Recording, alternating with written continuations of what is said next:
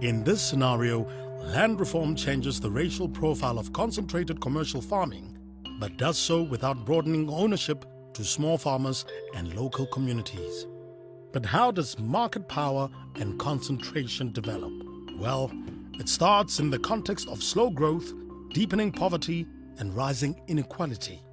Under these circumstances, public resources are declining, support for the ruling party is dwindling, and growing demands from an expanding urban population is putting increased pressure on the government. As a result, attempts to accelerate land reform are frustrated. Faced with all these challenges, private initiatives look like the way out for government, especially since surveys show that more land has been transferred to black farmers through the market than previously thought. Additionally, partnerships between communities and private interests are showing good results. So the government moves to expand the role of the private sector in land reform.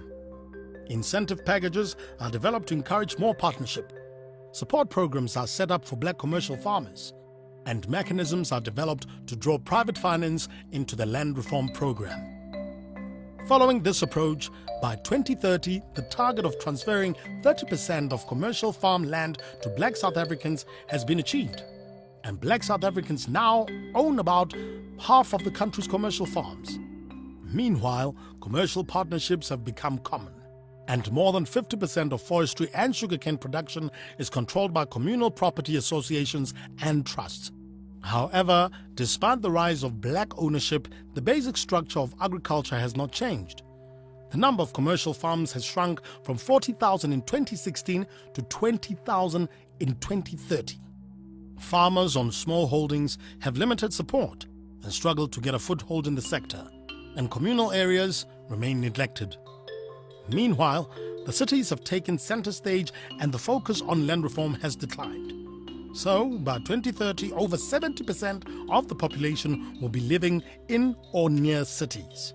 Household food security remains a problem for the poor, and for many, the land question has not been resolved in a meaningful way.